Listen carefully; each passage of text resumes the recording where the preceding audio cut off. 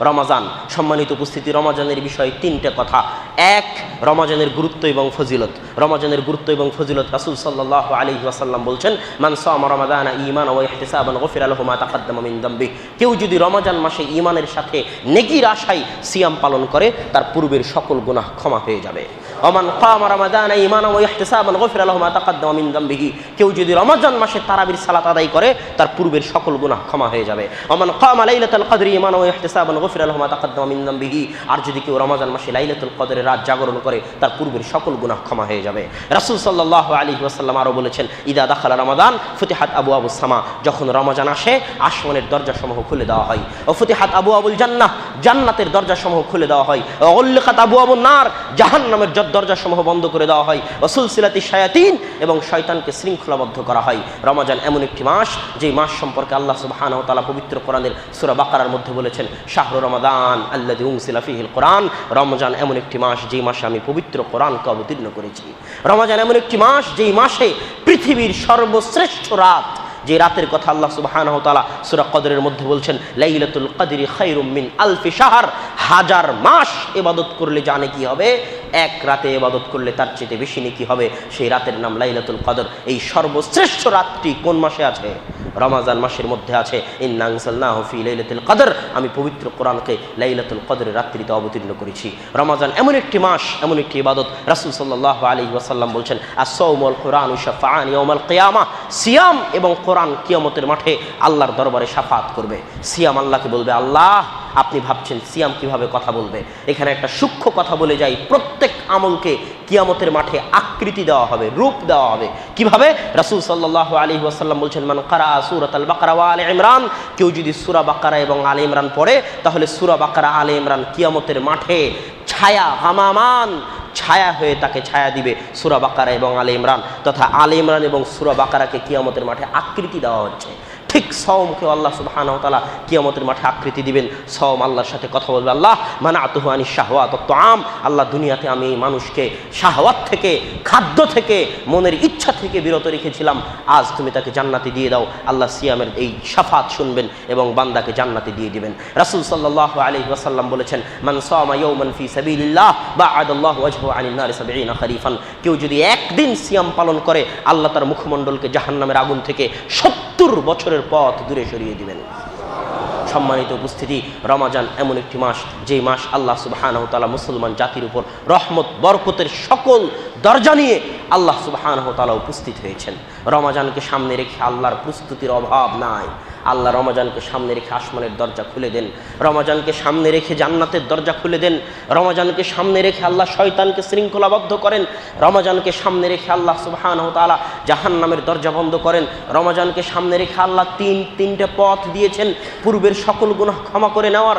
সিয়াম রাখার মাধ্যমে, তারাবির সালাত আদায় করার মাধ্যমে, লাইলাতুল কদরের রাত জাগার মাধ্যমে এত প্রস্তুতি আল্লাহ সুবহানাহু ওয়া তাআলা একাই নিয়েছেন রমাজানকে সামনে রেখে। আর আমি এবং আপনি কি প্রস্তুতি নিয়েছি?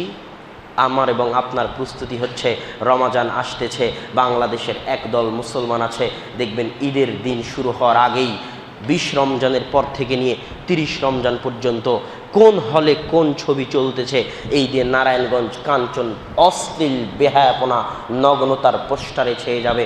এটা হচ্ছে মুসলমানের প্রস্তুতি রমজানকে সামনে রেখে। রাসূল সাল্লাল্লাহু আলাইহি ওয়াসাল্লাম বলেছেন, মান লাম ইয়াদা কাওলা যুরি ওয়াল আমালা বিহি ফালাইসা লিল্লাহি হাজাতুন ইয়াদা তুআমাহু ওয়া শারাবাহু। কেউ যদি রমাজান আসার পরেও গুনাহের কাজ পরিত্যাগ করতে না পারে, কেউ যদি রমাজান আসার পরেও গুনাহের কাজ পরিত্যাগ করতে না পারে, তাহলে আল্লাহ সুবহানাহু ওয়া তাআলার চারেনা প্রয়োজন নাই তার না খেয়ে থাকার। যে আল্লাহ এত আবেগ, এত উৎসাহ, এত মহত্ব নিয়ে রমাজানের জন্য এত ব্যাপক প্রস্তুতি নিয়ে উপস্থিত হয়েছেন, সে আল্লাহর এত দয়া, এত বরকত, এত রহমতকে উপেক্ষা করে যে মুসলমান গুনাহের কাজ বন্ধ করতে পারে না, ওই মুসলমানের রমাজানের সিয়াম রাখার বিন্দুমাত্র মূল্য আল্লাহর দরবারে নাই। আগে গুনাহ থেকে বিরত থাকতে হবে, শুধু না খেয়ে থাকলে হবে না। এই জন্য রাসূল সাল্লাল্লাহু আলাইহি ওয়াসাল্লাম বলেছেন, রাগিমা আনফু রাজুলিন, রাগিমা আনফু রাজুলিন, রাগিমা আনফু রাজুলিন। ওই ব্যক্তির নাক ধুলাই ধূসরিত হোক, ওই ব্যক্তির নাক ধুলাই ধূসরিত হোক, ওই ব্যক্তি অপমানিত হোক, শেষ হয়ে যাক, নষ্ট হয়ে যাক, ধ্বংস হয়ে যাক। আল্লাহ রাসূল কোন সে ব্যক্তি? তো সেই ব্যক্তি ওই ব্যক্তি যে রমাজান পাওয়ার পরেও তার গুনাহ ক্ষমা করে নিতে পারল না। তার চাইতে হতভাগা, তার চাইতে দুর্ভাগ্যবান, তার চাইতে খারাপ মুসলমান আর হতে পারে না যে রমাজান পাওয়ার পরও তার পূর্বের গুনাহ ক্ষমা করে নিতে পারলো না। অতএব যুবক, তোমাকে বলে যাচ্ছি, অন্য মাসে গুনাহ করো, এটা আমি বরদাস্ত করতে পারি। গুনাহ করতেছ, তুমি আল্লাহর কাছে সেই গুনাহের ক্ষমা নিয়ে নিতে পারো, কিন্তু আমি মুসলমান, আমার দেহে এক ফোঁটা রক্ত থাকা পর্যন্ত, আমার হৃদয়ে বিন্দুমাত্র ঈমান থাকা পর্যন্ত, আমি যদি মুসলিম মায়ের দুধ খেয়ে থাকি, মুসলিম বাপের রক্ত যদি আমার শরীরে থাকে, তাহলে আমি এটা বরদাস্ত করব না যে রমাজান মাসে কেউ প্রকাশ্যে গুনাহ করবে। রমাজান মাসের একটা সম্মান আছে, রমাজান মাসের একটা মর্যাদা আছে। আল্লাহ এই মাসকে সম্মানিত করেছেন, এই মাসকে মর্যাদামণ্ডিত করেছেন। আপনাদেরকেও যদি আপনারা নিজেদেরকে মুমিন বলে পরিচয় দিতে চান, মুসলমান বলে পরিচয় দিতে চান, তাহলে রমাজান মাসে কঠোর হস্তে যে কোনো গুনাহ, যে কোনো পাপ থেকে নিজে বিরত থাকবেন এবং প্রকাশ্যে কাউকে গুনাহ এবং পাপের কাজে লিপ্ত হতে দিবেন না। কেউ যদি রমাজানে গুনাহে লিপ্ত হয়, তার ডবল গুনাহ হবে, ডবল। রমাজান মাসে দাড়িতে হাত লাগাবেন না, কোনো গুনাহ, কোনো পাপে লিপ্ত হবেন না রমাজান মাসে। আল্লাহ রমাজানকে মূল্যায়ন করেছেন, আপনিও রমাজানকে মূল্যায়ন করার চেষ্টা করুন। আল্লাহ সুবহানাহু ওয়া তাআলা আমাদের সেই তৌফিক দান করুক, আল্লাহুম্মা আমিন। রমাজান সংক্রান্ত গুরুত্বপূর্ণ মাসালা, বক্তব্যের দ্বিতীয় অংশ। রমাজান সংক্রান্ত গুরুত্বপূর্ণ মাসালা, কাজা, কাফফারা, ফিদিয়া। কখন কোনটা দিবেন? আমাদের সমাজে খুব বিভ্রান্তি লেগে যায়, কখন কাজা দিব, কখন ফিদিয়া, কখন কাফফারা। কাফফারা কি জিনিস আগে তিনটে বুঝি। কাফফারা হচ্ছে একটা সিয়াম যদি ছুটে যায়, তাহলে সেই সিয়ামের বদৌলতে টানা 60 দিন 2 মাস, টানা 60 দিন 2 মাস সিয়াম পালন করার নাম হচ্ছে কাফফারা। একটা সিয়ামের কাফফারা টানা 60 দিন 2 মাস। যদি কেউ টানা 60 দিন 2 মাস সিয়াম না রাখতে পারে, তাহলে গোলাম আজাদ করে দিবে, মুক্ত করে দিবে। যদি গোলাম আজাদ মুক্ত করতে না পারে, তাহলে 60 জন মিসকিনকে খাওয়াবে। এটা একটা সিয়ামের কাফফারা। কাফফারা কখন দিতে হয়? কাফফারা শুধু একটি ক্ষেত্রে দিতে হয়, যখন কোনো মুসলমান দিনের বেলা সিয়াম অবস্থায় তার স্ত্রীর সাথে সহবাস বা মিলনে লিপ্ত হয়, তখন তার উপর কাফফারা ওয়াজিব এবং ফরজ হয়ে যায়। কাফফারা শুধু একটি ক্ষেত্রে দিতে হয়, যখন কোনো মুসলমান দিনের বেলা তার স্ত্রীর সাথে সিয়াম অবস্থায় সহবাসে লিপ্ত হয়, তখন তার উপর কাফফারা ফরজ ওয়াজিব হয়ে যায়। টানা 60 দিন সিয়াম রাখবে, অথবা 60 জন মিসকিনকে খাওয়াবে, অথবা গোলাম আজাদ করবে। এর বাইরে আর কোনো ক্ষেত্রে কাফফারা দিতে হয় না। 2, ফিদিয়া। ফিদিয়া মানে হচ্ছে প্রত্যেক সিয়ামের বদৌলতে একজন মিসকিন বা ফকিরকে খাওয়ানো। প্রত্যেক দিন সিয়ামের বদৌলতে, 30 দিন সিয়ামের বদৌলতে 30 দিন একজন ফকির মিসকিনকে খাওয়ানোর নাম ফিদিয়া দেওয়া। ফিদিয়া কখন দিতে হয়? ফিদিয়া 2 অবস্থায় দিতে হয়। 1, অতি বৃদ্ধ এবং বার্ধক্যের কারণে সিয়াম রাখতে পারতেছে না, অতি বৃদ্ধ এবং বার্ধক্যের কারণে সিয়াম রাখতে পারতেছে না, সে প্রতিদিন একটা মিসকিনকে খাবার দিবে, এটা ফিদিয়া। 2, যে চিরস্থায়ী রোগী, তার রোগ থেকে মুক্ত হওয়ার কোনো আশা নেই, চিরস্থায়ী রোগী, কোনো দিন ভালো হওয়ার আশা নেই, সে ফিদিয়া দিবে। এই 2টা ব্যতীত আর কোনো ক্ষেত্রে ফিদিয়া দেওয়ার নিয়ম নাই।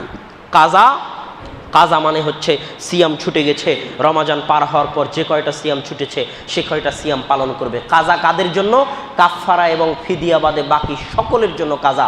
কাফফারা এবং ফিদিয়ার 3টে অবস্থা বাদে বাকি সকলের জন্য কাজা। যদি মসজিদে মহিলারা উপস্থিত থাকে, তাহলে ঋতুবতী হায়েজা মহিলা যদি হায়েজ হওয়ার কারণে, ঋতু হওয়ার কারণে সিয়াম রাখতে না পারে, তাহলে কাজা আদায় করবে, পরবর্তীতে যে কয়টা সিয়াম ছুটে গেছে পালন করবে। পেটে সন্তান আছে, সিয়াম রাখতে পারতেছে না, সিয়াম ছেড়ে দিবে, যে কয়টা সিয়াম ছুটে যাবে পরে কাজা আদায় করে নিবে। সন্তানকে দুধ পান করাবে, সিয়াম রাখতে পারতেছে না, সিয়াম ছেড়ে দিবে, যে কয়টা সিয়াম ছুটে যাবে পরে কাজা আদায় করে নিবে। এইভাবে যত আর বাকি অবস্থা আছে, সামান্য অসুস্থ, সফর করতে চাচ্ছে, সফরের অবস্থায় আছে, তার সিয়াম ছুটে গেলে সে পরবর্তীতে কাজা আদায় করে নিবে। তবে আরও একটি অবস্থা আছে যেটা মনে রাখা জরুরি, সেটা হচ্ছে গর্ভবতী, দুগ্ধদানকারিণী, ঋতুবতী, অসুস্থ, মুসাফির, তাদের জন্য তো আল্লাহ ছাড় দিয়েছে যে তুমি চাইলে সিয়াম ছাড়তে পারো, তুমি চাইলে সিয়াম ছাড়তে পারো, তুমি সিয়াম রাখিও না, তুমি সিয়াম ছেড়ে দাও, পরে কাজা আদায় করে নিও। এটা তো আল্লাহর দেওয়া ছাড়।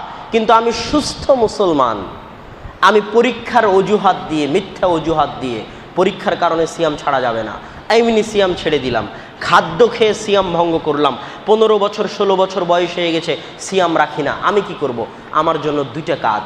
1, আমি কবিরা গুনাহে লিপ্ত হয়েছি, আল্লাহর দরবারে এই কবিরা গুনাহের ক্ষমা চাইতে হবে যে আল্লাহ আমি সিয়াম রাখতে পারিনি, আমার ভুল হয়ে গেছে, আমি পরীক্ষার নাম দিয়ে সিয়াম ছেড়েছি, অমুকের নাম দিয়ে সিয়াম ছেড়েছি, সিয়াম যে আমার ওপর ফরজ বুঝতে পারিনি, তুমি মাফ করে দাও। তওবা করতে হবে। 2, তার কাজা আদায় করতে হবে। যে কয়টা সিয়াম ছুটে গেছে সে কয়টা সিয়ামের কাজা আদায় করবে। এটা হচ্ছে এদের ক্ষেত্রে যাদের জন্য আল্লাহ ছাড় দেয়নি, কিন্তু স্ত্রী মিলনের মাধ্যমেও ভঙ্গ করেনি, খেয়ে ভঙ্গ করেছে। স্ত্রী মিলনের মাধ্যমে ভঙ্গ করলে তো কাফারা, খেয়ে ভঙ্গ করেছে সিয়াম, কিন্তু ফরজ, কোনো অজুহাত নাই, কোনো ওজর নাই, সে কবিরা গুনাহগার, সে আল্লাহর দরবারে তওবা করবে এবং তার সিয়ামের কাজা আদায় করবে। সিয়াম সংক্রান্ত সবচেয়ে গুরুত্বপূর্ণ মাসালা ছিল এটি। এর সাথে আর 2-1টি মাসালা বলে সিয়ামের আলোচনার শেষের দিকে যাওয়ার চেষ্টা করব ইনশাআল্লাহ। আরও একটি গুরুত্বপূর্ণ মাসালা হচ্ছে যে আপনি তারাবির সালাত কয় রাকাত আদায় করবেন। এই বিষয়ে আমাদের দেশে বহু বিতর্ক হয়। আমি একটি হাদিসের সূক্ষ্ম দিক আপনাদেরকে বলে যাব। ওই সূক্ষ্ম দিক যদি মাথায় থাকে তাহলে আপনার সামনে আর কোনোদিন অভিযোগ আসবে না। সেই সূক্ষ্ম দিকটা কি? আয়েশা রাদিয়াল্লাহু তাআলা আনহা বলছেন, লা ইয়াসিদুন নবিয়্যু সাল্লাল্লাহু আলাইহি ওয়াসাল্লাম 11 রাকাতিন ফি রমাদান ওয়ালা ফি গায়রিহি। আল্লাহর রাসূল রমাজান এবং রমাজানের